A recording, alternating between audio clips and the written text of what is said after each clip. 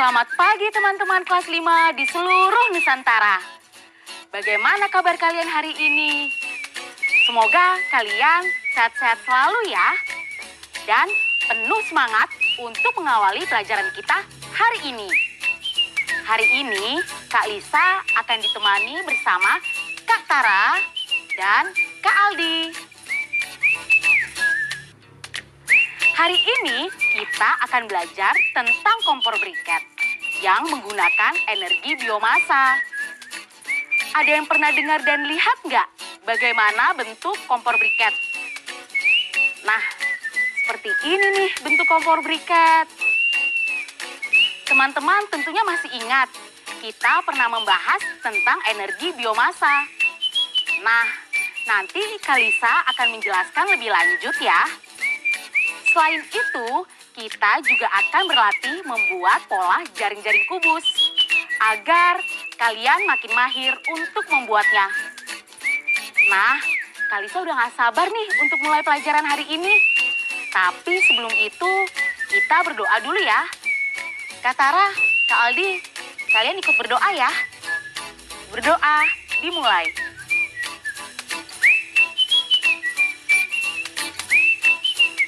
Berdoa selesai. Nah, sekarang Kak Lisa punya bacaan nih untuk teman-teman. Kak Tara, Kak Aldi, kalian ikut membaca juga ya? Ikut dong. Ayo membaca. Rumah dendeng. Bab 1. Pekerjaan yang paling membosankan. Tahukah kalian pekerjaan yang paling membosankan? Mengusir lalat dari dendeng-dendeng yang sedang dijemur. Apalagi pertandingan sepak bola antar RT sudah makin dekat. Seandainya saja kipas ini bisa bergerak sendiri. Seandainya ada alat pengusir lalat otomatis. Hari ini ada latihan sepak bola di lapangan. Aku harus berangkat. Tapi bagaimana dengan dendeng-dendeng ini? Ibu belum pulang dari pasar. Siapa yang bisa kutitipi? Mungkin Pak Dewiro bisa membantu. Namun, kalau dia sedang sibuk, dia tidak suka diganggu. Ku coba saja. Pak D, boleh minta tolong? Apa, Danu? Aduh, suara Pak Dewiro galak sekali. Tidak apa-apa kok. Sautku cepat. Kata ibu, dendeng-dendeng ini harus kering dan aman dari lalat. Agar aku bisa ke lapangan, dendeng ini kututup tudung saji saja. Yah, tapi kekecilan. Berarti aku perlu penutup yang lebih besar. Itu Hani dan Bagus. Mereka mengajak latihan. Mereka harus membantuku menutupi dendeng-dendeng ini dulu dengan spray. Bagus bertugas mengikat ujung spray ke stang sepeda. Hani mengikat ujung yang lain ke tanaman pot itu. Cepat Danu, sudah mendung ini. Ini juga sudah cepat. Satu ujung lagi yang harus diikat. Jawabku kesal. Nah, beres. Dendeng aman. Kami bisa berangkat. Bab 2. Astaga. Wah, hujannya deras sekali. Dendeng, cepat selamatkan Dendeng. Waduh, dendeng-dendeng ini basah sudah. Sebagian bumbu malah menempel pada spray. Ibu pasti marah. Hani, bagus, cepat pindahkan dendeng ini. Phew, setelah semua dendeng aman, kami berlatih di teras. Duh, Siapa yang menendang bola ini? aku cepat-cepat bilang bahwa aku yang menendang bola itu. Aku juga menawarkan untuk mengecat ulang kuda-kudaan kayu itu. Ayo, ikuti Pak Ade. Bab 3. Rumah Dendeng. Wah, banyak sekali yang harus dibereskan di gudang Pak De yang berantakan ini. Setidaknya aku dibantu Bagus dan Hani. Hei, ada ini. Ini namanya herbarium atau pengering tanaman. Alat ini mengeringkan tanaman atau bagian tanaman. Wah, menarik. Bagaimana jika isi di dalamnya bukan daun, melainkan dendeng? Dendengnya akan aman dari lalat dan hujan. Ketika aku sampaikan ide itu kepada Pak Dewiro, ia setuju. Pak De malah punya ide yang lebih keren, yaitu membuat alat pengering sederhana. Kuusulkan untuk memakai kotak kayu ibu yang tidak terpakai lagi. Kata Pak De, alat pengering ini bisa membuat 6 nampan, pas sekali dengan jumlah nampan yang dimiliki ibu. Ketika aku ke rumah untuk mengambil nampan itu, aku juga membawa kotak kayu ibu. Pak De berkata bahwa kita membutuhkan lampu dan kipas angin. Katanya, agar bisa dipakai, itu dapat memanaskan dan mengeringkan dendeng. Kipas angin akan mengeringkan dendeng secara merata. Aku menyebut alat pengering ini rumah dendeng. Ibu pasti senang. Benarkan ibu suka? Ia bisa mengeringkan banyak dendeng sekaligus. Sekarang aku sudah boleh main bola di lapangan kan? Tanyaku. Belum. Masukkan dendeng ibu ke rumah dendeng ini dulu, Danu. Setelah itu boleh. Belum. Cuci spray dulu, lalu bantu ibu buat bumbu dendeng dulu. Oke, setelah selesai membuat bumbu dendeng, boleh. Boleh, tapi antarkan dendeng ke Pak Dewiro dulu. Untuk Hani dan Bagus juga kan? Ibu mengganggu. Nah, ini baru tidak membosankan. Rumah Dendeng ditulis oleh Ania Wijaya, diilustrasi oleh Hilman Makluh, dan diterbitkan oleh Kemendikbud untuk Rom Turet. Kreatif juga ya Danu dan teman-temannya tadi. Mereka menggunakan nampan untuk menyimpan dendeng ibu dan menggunakan kipas angin untuk mengeringkannya. Dan mereka memberikan nama pengering itu rumah dendeng. Ada-ada aja ya. Oh iya, ini ayamnya. Tinggal bumbuin aja ya. Boleh? Oh ya Kalisa, ini makaroni skutelnya mau dipotong berapa ya? Potong berapa ya kira-kira?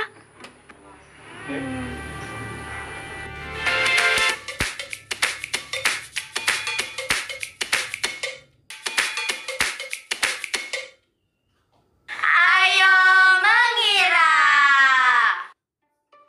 Perhatikan persegi panjang berikut. Bilangan 33 digambarkan dengan sebagian luasan persegi panjang yang diwarnai seperti ini. Sekarang, seberapa luaskah bagian persegi panjang yang harus kamu warnai untuk menggambarkan bilangan berikut. Salin persegi panjangnya, lalu warnai dengan cermat di buku kerjamu ya. Pertama, 66. Kedua, 99. Ini mudah sekali teman-teman. Kak Lisa tunggu ya. Nanti kita cek sama-sama hasil perkiraan kalian.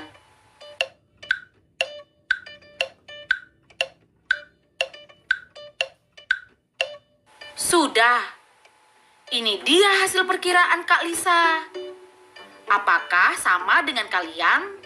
Sekarang kita dengarkan cerita tentang Emir dan ibunya yuk. Ayo membaca.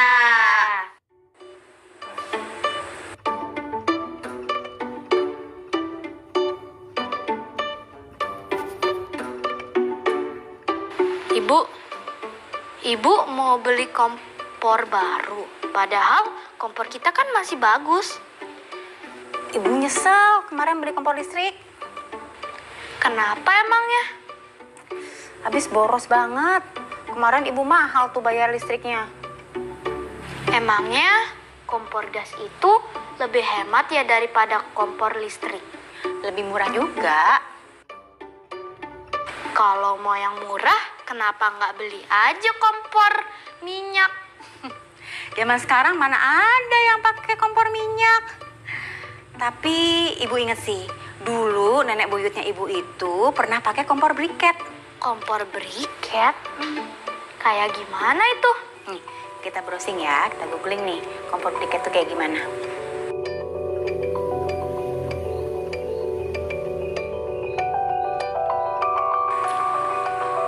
Nah, ini nih kompor briket. Nah teman-teman, tadi kan Kak Lisa sudah janji untuk menjelaskan tentang kompor briket. Hari ini Kak Lisa, Kak Tara, dan Kak Aldi memilih menggunakan kompor briket. Karena selain lebih hemat, juga ramah lingkungan loh. Kompor briket adalah salah satu alternatif pengganti kompor gas LPG yang harganya lebih terjangkau teman-teman. Teman-teman pasti penasaran kan gimana bentuk briket? Nah, seperti ini nih teman-teman bentuk briket. Kamu mau bantu jelasin? Boleh. Briket terbuat dari bahan-bahan yang mudah panas dan dapat mempertahankan nyala api dalam jangka waktu yang cukup lama. Briket ini terbuat dari bahan-bahan yang bersifat ramah lingkungan, yaitu biomasa. Kamu tahu nggak biomasa itu apa? Biomasa itu energi atau sumber panas yang berasal dari limbah tumbuhan dan juga hewan, seperti arang tempurung kelapa, limbah pertanian, dan kotoran ternak. Coba teman-teman perhatikan bentuk briket ini. Berbentuk apakah briket ini? Menariknya, briket dibuat berbentuk kubus. Terkadang berongga untuk memudahkan penempatannya dalam kompor dan supaya lebih mudah dikemas. Jadi bentuk kubus itu mempermudah pengemasan kan? Betul sekali. Sepertinya bumbunya sudah meresap nih. Yuk kita panasin briketnya. Kak Lisa juga penasaran nih. Ini untuk pertama kalinya Kak Lisa masak dengan menggunakan briket dari tempurung kelapa. Kalau kalian mau tahu bagaimana pembuatan briket dari tempurung kelapa, kita lihat yang satu ini yuk. Ayo mencoba. Briket tempurung kelapa merupakan salah satu briket yang banyak diminati masyarakat untuk dipakai memasak. Selain harganya yang lebih terjangkau, memasak menggunakan briket arang dipercaya membuat cita rasa masakan terasa lebih lezat. Blok-blok briket biasanya dikemas dalam kotak berbentuk kubus. Untuk membuat kemasannya, pabrik briket tentu harus membuat jaring-jaringnya terlebih dahulu. Di tangan Kak Lisa sekarang ada kemasan briket berbentuk kubus.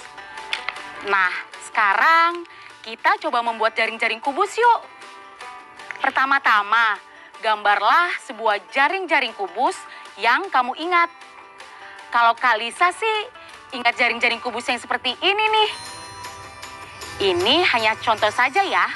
Kalian bisa cari bentuk jaring-jaring yang lain.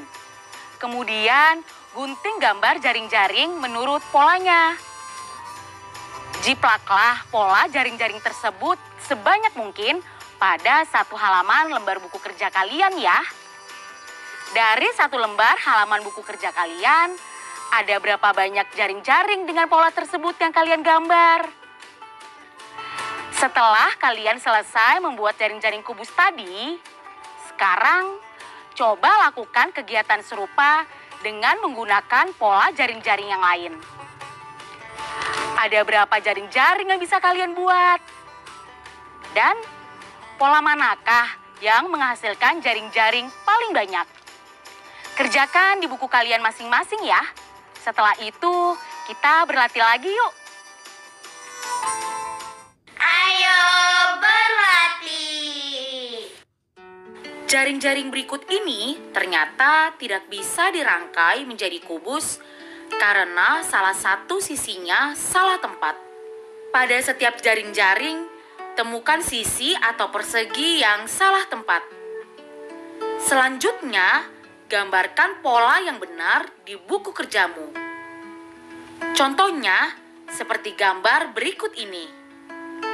Di sebelah kiri adalah contoh pola yang salah. Dan beri tanda silang bagian mana sisi yang salah tempat. Lalu, gambarkan pola yang benar di sebelah kanan. Berikut gambar jaring-jaringnya. Jaring-jaring pertama, salin, amati, dan tandai mana bagian yang salah.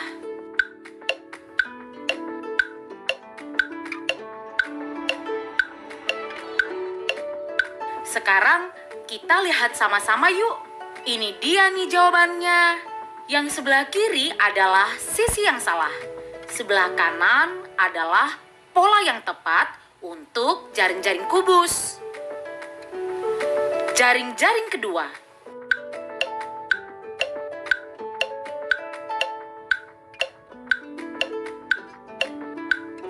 Nah, ini jawaban Kak Lisa. Kita cek ya. Sekarang, pola yang ketiga.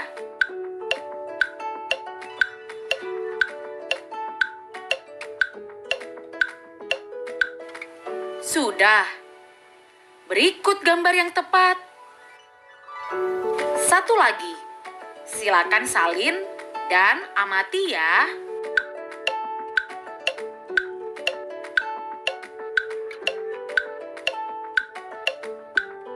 Nah, teman-teman, ini dia jawaban yang tepat. Masih banyak lagi pola jaring-jaring kubus yang bisa kita buat. Jangan lupa untuk berlatih terus ya. Nah, ternyata sangat banyak ya energi alternatif yang ada di sekitar kita. Ada energi matahari, angin, Dan energi biomasa. Nah, teman-teman di rumah, coba perhatikan kincir angin yang telah kalian buat. Bagaimana cara energi matahari menggerakkan kincir? Adakah cara lain yang digunakan untuk menggerakkan kincir? Coba cari tahu dan praktekkan di rumah ya. Setelah itu, kita buat laporannya sama-sama ya. Yang perlu dimasukkan ke dalam laporan adalah hal-hal berikut ini. Pertama, ceritakan proses pembuatan menara kincir angin tenaga matahari. Kedua, ceritakan pembagian kerja kalian dengan anggota keluarga yang membantu. Ketiga, tulislah hasil pengamatan kalian atas semua hal yang sudah kalian lakukan selama mengerjakan proyek kincir angin ini. Keempat, tuliskan cara-cara lain yang kamu lakukan untuk menggerakkan kincir angin serta hasilnya. Terakhir, tuliskan pendapat kalian tentang energi matahari serta energi lain yang kalian coba gunakan untuk menggerakkan kincir angin. Tulis laporannya di buku kalian masing-masing ya. Sekarang Kak Lisa lanjut makan dulu ya. Nanti kita ketemu lagi untuk berefleksi. Refleksi.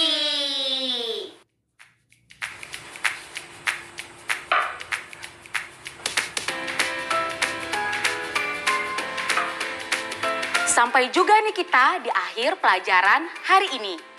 Coba kita ingat kembali yuk apa yang sudah kita pelajari hari ini. Hari ini kita sudah membaca kisah Rumah Dendeng. Kita juga telah mengenal apa itu kompor briket dan briket biomasa sebagai salah satu energi alternatif yang ramah lingkungan dan hemat. Kita juga belajar tentang pola jaring-jaring kubus. Bagaimana nih perasaan kalian setelah belajar hari ini? Apakah kalian senang? Biasa saja? Atau sedih karena masih bingung? Tenang saja, kalian masih bisa untuk terus belajar dan berlatih. Tetap semangat dan jangan putus asa ya. Saya Kalisa, pamit. Dadah!